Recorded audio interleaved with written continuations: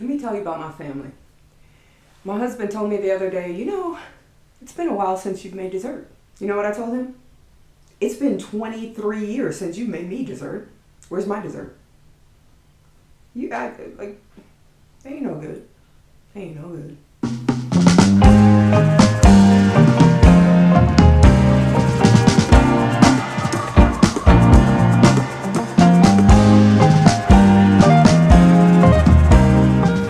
Hi and welcome back to my channel. My name is Marta and I am the chef and author of Sense and Edibility, which is a site where I teach people everything I know about cooking, baking, and cocktail making. And today's video, I am showing you how to bake my loaded carrot cake with cream cheese frosting. A loaded carrot cake is exactly what it sounds like. It charters its own jet to the Maldives for vacation. It owns a penthouse on the Upper East Side. Goes skiing in Aspen. It has an illegal account in a Swiss bank somewhere. Yeah. My carrot cake is super, that belongs over there. My carrot cake is super bougie because it has carrots, coconut, pineapple, nuts, no raisins because raisins are from the devil. And it's topped with a very decadent cream cheese frosting. And I want to show you how I make it because this is one of my family's favorite desserts that I make. But before we get into that, I would really like it if you would click the subscribe button and subscribe to my channel so that I don't feel like I'm talking to myself in this internet world that we live in. Don't forget to sign up for notifications too so that you can get notified every time I post a new video like this one.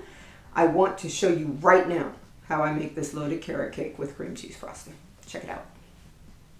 Okay, let's start by draining the juice from our canned crushed pineapple. We want to get rid of most of this juice so it doesn't make our batter too moist. Now for the dry ingredients, you want all-purpose flour, baking powder, kosher salt, ground cinnamon, baking soda, ground nutmeg, and ground ginger. And what you want to do is to incorporate these and to aerate the flour and to get rid of any lumps. You want to sift this through a fine mesh sieve once or twice. I usually do it twice just to make sure it's nice and airy and my cake comes out as tender and fluffy as I can. Then once I'm done sifting, I put all that dry mix into a bowl, but I keep my parchment paper because the way you get really clean layers is by lining your cake pan with parchment paper squares. Circles, not squares. What you want to do is fold your parchment paper in half, and then you're going to fold that square in half again, and then fold it into a triangle. Take the point of the triangle and aim it right at the center of your cake pan, and then you're going to cut along the inside of the cake pan. I make 2 snips with my scissors, and then I cut from snip to snip, and you'll have a parchment circle that fits your cake pan perfectly. Just lightly grease your cake pans and lay the parchment circle in the bottom. Now I want to show you which graters to use to grate your carrots. I like this tiny holes. I avoid these big holes because they create chunks of carrot instead of shreds of carrots. So what I want you to do is use that medium-sized hole to grate all of the carrots. And then once they're done, just set the carrots to the side. Just fluff them just a little bit to break up the clumps. To your medium-sized mixing bowl, I want you to add granulated sugar and a neutral tasting oil, so vegetable oil or canola oil. Start blending these together at low speed, and after about 30 seconds, increase the speed to medium-high and beat the oil and sugar together for 3 minutes. After 3 minutes, start adding your eggs one at a time to the oil and sugar mixture. You want to add them one at a time because that gives them a chance to be incorporated and whipped into the oil and sugar. Once all the eggs are added, add your vanilla extract to the mixture and continue beating this on medium-high speed for 3 minutes. You want the sugar to be almost completely dissolved, and you want the sugar liquid mixture deal to be fluffy. Now add your shredded carrots to the bowl, all of them. Scrape them into the bowl. Your shredded coconut flakes, your chopped pecans or walnuts, you can use walnuts, and the drained pineapple, crushed pineapple. And use your rubber spatula to fold this in. You want to fold it in with the rubber spatula first to break up large clumps. Next, add your sifted dry mixture to the bowl and blend these in at low speed. You don't want to blend it in at high speed because you don't want to develop too much gluten, but you do want to develop gluten because you need something strong to hold all these ingredients together. Stop the mixer after 30 seconds of mixing on low speed and scrape down the bowl in beaters, and then mix it again at low speed for about another 30 seconds to 1 minute. Now remove the beaters from the mixer and grab your rubber spatula because I want you to fold the cake batter in for another 20 seconds by hand. This is just, again, developing some gluten, but not too much because you don't want the cake to be too tough. Grab your prepared cake pans and you can either weigh out the cake batter into the cake pans or you can just eyeball it like I'm doing. I'm also making a mess, so don't do that. Weighing your cake batter into your cake pans ensures that you get an accurate amount in each of the cake pans, but I just eyeballed it, obviously, because I'm noticing that I have too much in one pan. So what I'm going to do is scoop some into the left pan from the right pan and smooth out the surface of the cake batter in each pan. Once I smooth out the surface, I'm going to use my rubber spatula to tap some air bubbles out of each of the cake pans. You can also just tap them against the countertop to dispel air bubbles, which will create holes. Bake your cakes for 40 to 45 minutes in a 350 degree oven, 177 degrees Celsius.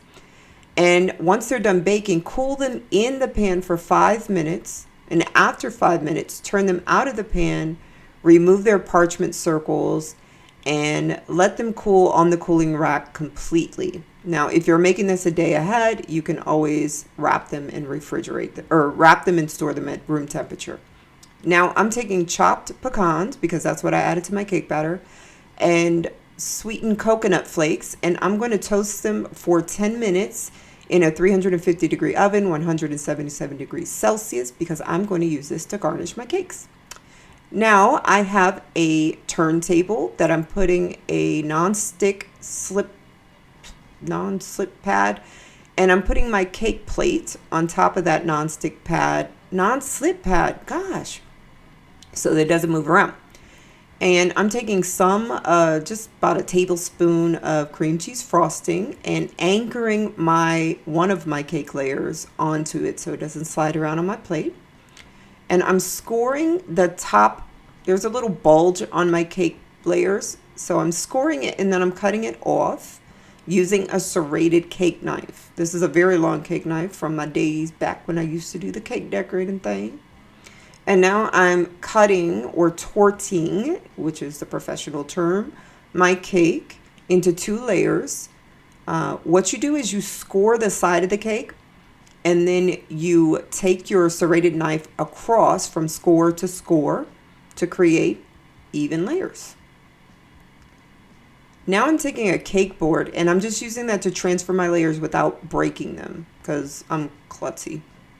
This is a plastic piping bag. It's a disposable piping bag. And what I did was I filled it with my cream cheese frosting, and I cut off an inch of it. Now you saw me just pressing the crumbs into the cake. This cake is super moist. So when you press the crumbs into it, it just kind of just flattens out. I'm piping a dam. This is a border or a dam. It kind of contains the filling without allowing it to smush about and out of the layers. And now I'm just adding half a cup of the cream cheese frosting, and I'm smoothing it out with an offset spatula. Now the great thing about having a dam is that when you go to turn this next layer on, there's a dip in the layer. So that dam fills in that dip. So you have nice flat layers of cake, which you need in order to build a layered cake. Now I'm taking the excess icing that's smushed out when I put the top layer on the first layer, and I'm just sealing them too with the icing. Just keep building your layers in this way, doing your dam and then filling the dam in with some icing, smoothing it out with your offset spatula before you top it with your next layer. Now, the final layer in all of my cakes is the bottom of one of my other cakes. You'll see when I flip it over. I always use the bottom as the top of a cake because it is so flat. Now what I'm going to do is I'm going to take all that excess icing that has, it's kind of squished out when I put the layers on, and I'm scraping it into another bowl. What I always do is I create a dirty icing layer, or I dirty ice my cakes. When you dirty ice your cakes, it means that you just take crummy, frosting, and you use it to trap the crumbs on your cake. Once you've dirty iced your cake, you refrigerate it for 30 minutes to 45 minutes, depending on how hot your kitchen is, because that helps you create a nice, clean exterior. Now, these are the tips that I always use to pipe borders. This first tip is a 2D tip, and it's just a star tip. This tip right here is a 4B tip, and it's an open star border. You can notice that one has more ridges than the other one does. This is a 1M tip, which is my favorite tip ever in life to pipe borders with, because it's just an elegant tip. It is more open than the 2D tip. So I love this tip for everything. So this is the one I'm going to use. Now, I don't clean out this piping bag. All I do is I push out the excess frosting that's left in it, and I just push my tip down in there. You have to make sure not to push too aggressively because you don't want to create holes, and make sure you wipe off the tip, because if you don't, your border won't be nice and clean. Now, after about 40 minutes in the refrigerator chilling, because my kitchen is real hot, I'm going to put the final coat of frosting on my cake. I always go heavy with my frosting because I like to make it smooth, and I take off a considerable amount of frosting when I smooth it out. So go ahead and put your cream cheese frosting on. Make sure you build up the sides so that you can create a nice sharp edge on the sides of the cake and on the top. And here's another cake decorating tip. Grab some really, really hot water. I usually microwave it for 5 minutes to get it really hot. And dip your offset spatula. This is an 11-inch offset spatula. Dip it in the water and wipe it off with a paper towel. And the heat from the water will kind of slightly, not a lot, melt the fat in the cream cheese icing or frosting. And it'll allow you to get really smooth edges, really clean edges on your icing. Now just take your offset spatula and use it to smooth out the surface. This is not one of those cakes that needs to be really smooth, because we're going to hide the edges or the sides of the cake with these chopped nuts that we toasted earlier. So what I do is I just grab a handful and I start from the bottom and I press them into the side of the cake. And I just do this going around. Now, eventually you're going to have so much built up on the sides that you're going to need to brush it off. So just brush it back off into the pan of chopped nuts and keep doing it all around the edge of the cake or the sides of the cake. Don't press too hard, because then it's going to look, it's going to smush too much. And then once you're all done, tap the side of the cake or the turntable so that the excess nuts can fall off, and you can just clean those up real nice and neat.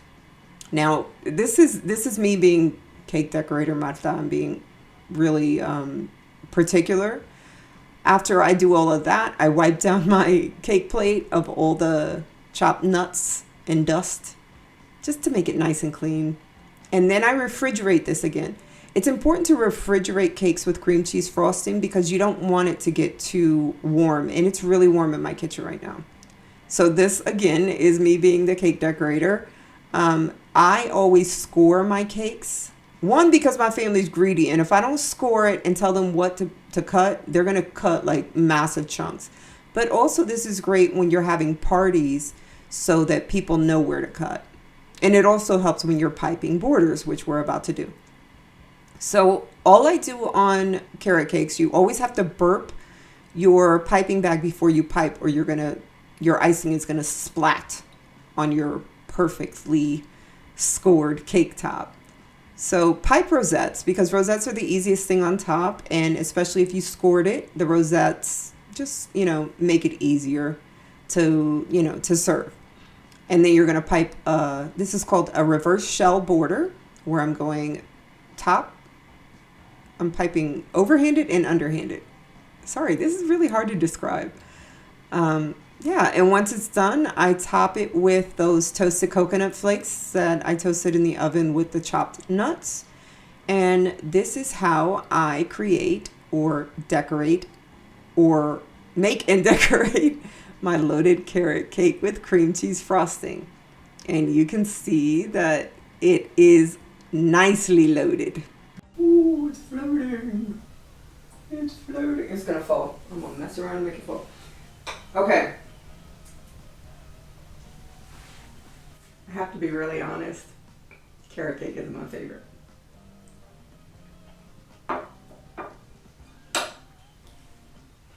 But even though it's not my favorite, that's bomb. That's a good carrot cake. All right. Let me swallow this. And I'm going to answer some frequently asked questions I get about my loaded carrot cake with cream cheese frosting. That's not nasty. I like that. That's good. At some point, this cake slice is probably going to fall over. So don't laugh at me. It's loaded though, so whatever. You can swap the vegetable oil in this recipe out for melted butter. It's going to make the cake firmer. It won't be as soft and tender as it is naturally because butter hardens when it's cold. And because you have a cream cheese frosting, I highly recommend storing it in the refrigerator, especially if you made it during the summertime, because cream cheese frosting is slightly temperamental. I mean, it's going to taste better because butter tastes better than oil, but it is going to be texturally firmer. So yes, you can replace the vegetable oil in this recipe with melted butter, the same amount, if you want a more rich cake.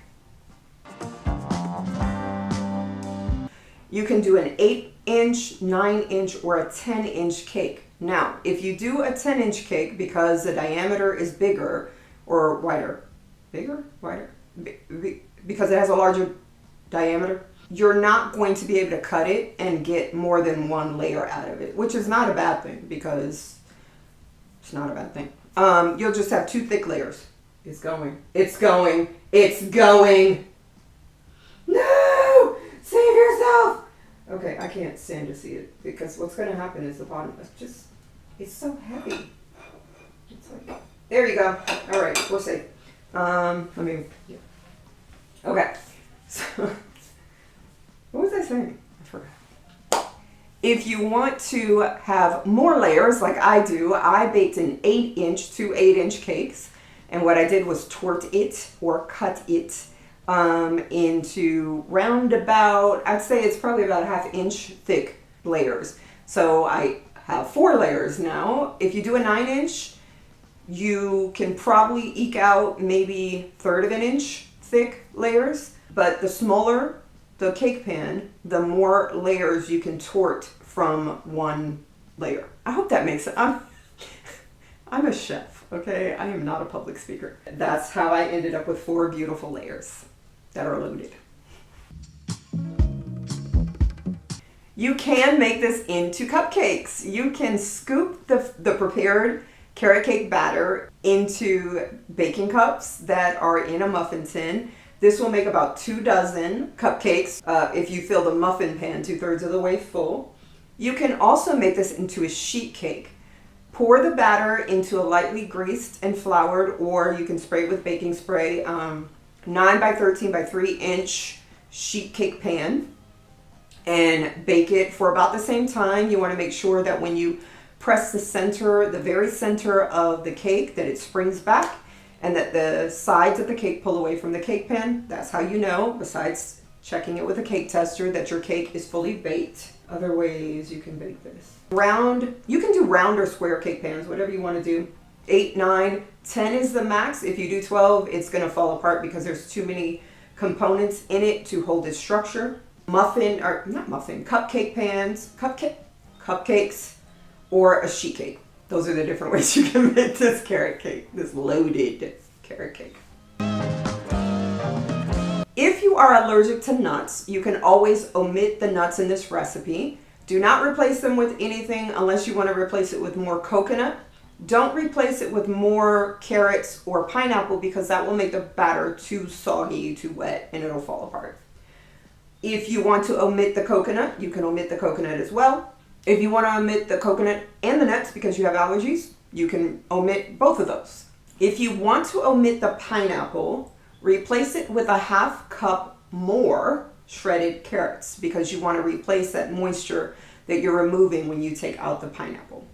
You can't take out the shredded carrots because then it won't be a loaded carrot cake. Don't do that. You don't have to top this loaded carrot cake with cream cheese frosting. You could top it with buttercream frosting. You can even leave it plain. You can leave it naked. I mean, I make it into cupcakes.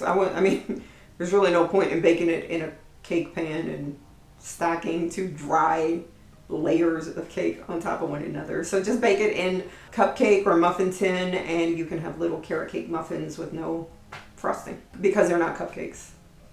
You have to have frosting for it to be a cupcake. It's a muffin.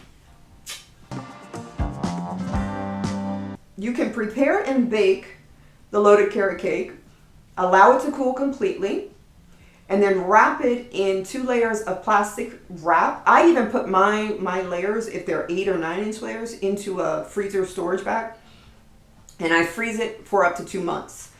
And then when I'm ready to, ice and decorate it, then I pull it out and let it thaw. You can let it thaw at room temperature, but yeah, you can totally freeze this after baking it.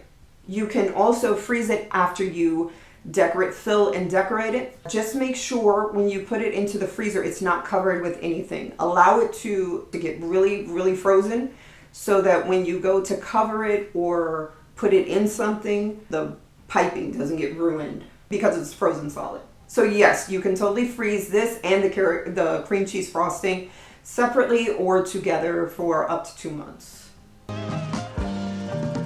This carrot cake will last if you keep it in the refrigerator. And again, the reason why we use vegetable oil is because we're going to keep it refrigerated because of the cream cheese frosting. So you can keep it in the refrigerator for up to 5 days. If it lasts that long, it won't. You can also keep it at room temperature for a day. I don't recommend keeping this at room temperature for long periods of time because, unless you live in Alaska and it's like December, your cream cheese frosting is going to get soft, and then if you're greedy and obnoxious with your layers, then it could slide around and shift. So you don't want to do that. Just keep it in the fridge. It'll be fine.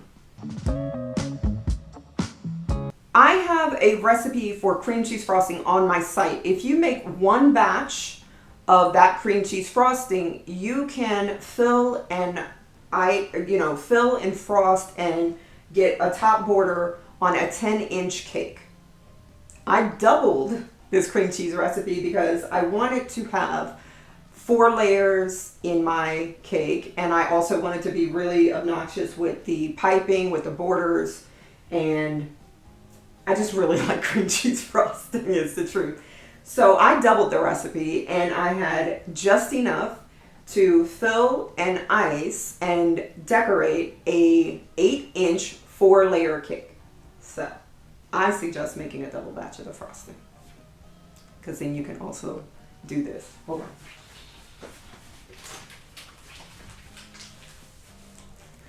You can also do that. Yeah. So You don't have to decorate the exterior of your cake with the nuts. The reason why I do that is because it's always recommended that you tell your diners what they're eating. And I do it with allergens. I want people to know that there are pecans in here and that there's coconut in here in case they're allergic. This is really helpful if you're having a party and you don't want to go around telling everybody, hey, there's this, that, or the third in the carrot cake. If they see this, then they know, oh crap, those are nuts. I can't eat nuts. I'm going to stay away from it. But it also looks pretty. You can replace this exterior nut coating with crumbled carrot cake, the scraps of the carrot cake that we cut off. You can dry it out in the oven a little bit and then crumble it up and then use that instead. You can reverse it. You can put toasted coconut on the exterior and nuts on top. You could do all coconut. You could do all nuts. Don't do carrots because that's crazy. And it'll also bleed orange on your perfect cream cheese frosting, so you don't want to do that. Okay? Okay, so this is how I make my loaded carrot cake with cream cheese frosting. As I mentioned, this is the bougiest cake on my site. Not really, because all my cakes are bougie. But this one is the one that is the millionaire cake. It has everything you could want in it and more when you add the cream cheese frosting. I hope you enjoyed this video. If you did, don't forget to give me a thumbs up and share this with your friends and your family so that they can see, you know, the type of videos you like. I'm going to put the measurements for this recipe in the description box below. I'm also going to link out to the full recipe, which you can find on my site, senseandedibility.com. I hope you take some time to check it out and check out the cream cheese frosting video that I put up before this one. What else? Don't forget to subscribe to my channel and sign up for notifications so that you can get notified every time I post a new video like this one. Enjoy your loaded carrot cake with cream cheese frosting, and I will see you on the next video. But don't forget to watch for outtakes because I got some. Bye. My carrot cake is bougie. Oh, I'm getting. I really hope I don't have nuts in my mouth. Oh my God. I really hope I don't have coconut in my teeth.